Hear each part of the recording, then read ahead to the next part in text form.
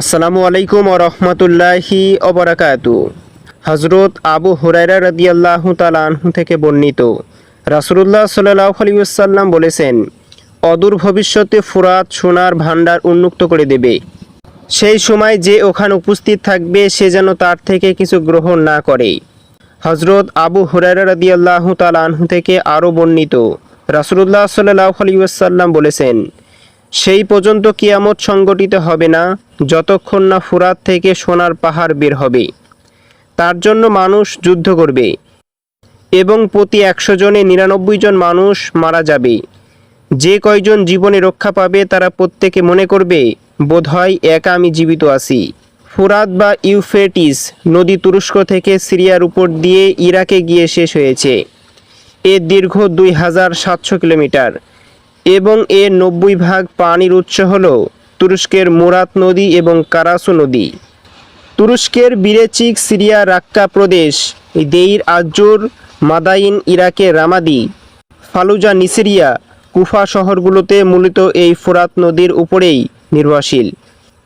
কিন্তু বিভিন্ন সময়ে তুরস্ক, সিরিয়া এবং ইরাক সরকার এখন পর্যন্ত ফুরাত নদীতে 12টি ছোট বড় বাঁধ নির্মাণ করে।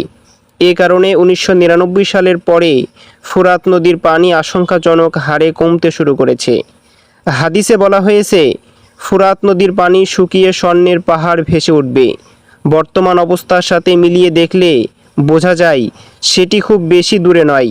বিশিষ্ট সাহাবী হযরত আবু হুরায়রা রাদিয়াল্লাহু তাআলা আনহু থেকে বর্ণিত, তিনি বলেন, চতুর্থ ফিতনা হচ্ছে অন্ধকার, অন্ধত্বপূর্ণ ফিতনা বা বিশৃঙ্খলা, যা সমুদ্রের ঢেউয়ের ন্যায় উত্তল হয়ে আসবে।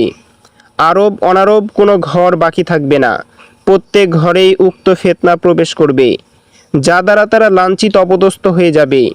যে ফিতনাটি শাম দেশে সিরিয়া চক্কর দিতে থাকলেও রাত্রি যাপন করবে ইরাকে, তার হাত পা দ্বারা আরব ভূখণ্ডের ভিতরে বিচরণ করতে থাকবে।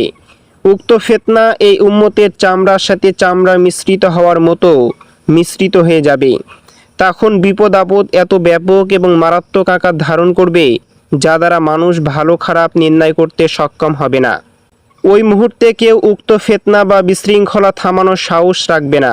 একদিকে একটু শান্তি সুবাতাস বইলেই অন্যদিকে তীব্র আকার ধারণ করবে। সকালে কেউ মুসলমান থাকলে সন্ধ্যা হতে হতে সে কাফের হয়ে যাবে। উক্ত ফিতনা থেকে কেউ বাঁচতে পারবে না। শুধু ওই ব্যক্তি বাঁচতে পারবে যে সমুদ্রে ডুবন্ত ব্যক্তির মতো আল্লাহর কাছে বাঁচার জন্য করুণ সুরে আকুতি জানাতে পারবে। এই বিশৃঙ্খলা প্রায় 1 যুগ পর্যন্ত স্থায়ী থাকবে। এক পর্যায়ে সকলের কাছে সব কিছু স্পষ্ট হয়ে উঠবে। ইতিমধ্যে ফুরাত নদীতে স্বর্ণের একটি পাহাড় প্রকাশ পাবে, যা দখল করার জন্য সকলে যুদ্ধে জড়িয়ে যাবে এবং প্রতি 100 জনে 99 জন মারা পড়বে। হযরত আরতাদ রহমতুল্লাহি আলাইহি থেকে বর্ণিত, তিনি বলেন, যখন তুর্কি, তুরস্ক, রোম, আমেরিকা এবং খাসাফ জাতি, সম্ভবত কুর্দি বাহিনী দামেস্কের এক প্রান্তরে জামায়াত হবে এবং দামেস্কের মসজিদের পশ্চিম প্রান্তে আরেক দল ভূপাতিত হবে, তখনই শাম দেশে সিরিয়াতে আবকা, আসহাব এবং সুফিয়ানিদের 3টি ঝান্ডা প্রকাশ পাবে।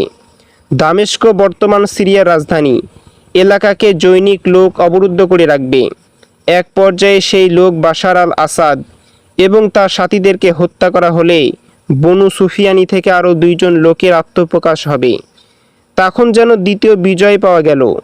অতঃপর যখন আবকা গোত্রের লোকজন মিশর থেকে এগিয়ে আসবে, তখন সুফিয়ানি তার সৈন্যদের সাহায্যে তাদের সামনে আত্মপ্রকাশ করবে।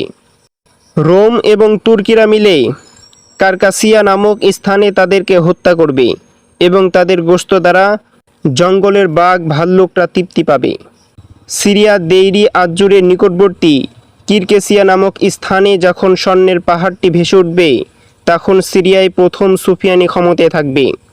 সে কালো পতাকাবাহী আসবাব জাতি ইসলামিক স্টেট এবং হলুদ পতাকাবাহী তুর্কি সিরিয়া থেকে বিতাড়িত করবে। তারপরেই ফুরাত নদীতে স্বর্ণের পাহাড় ভেসে উঠবে। তখন তুরস্ক এবং আমেরিকান জোট একটি দখল করতে এগিয়ে আসবে।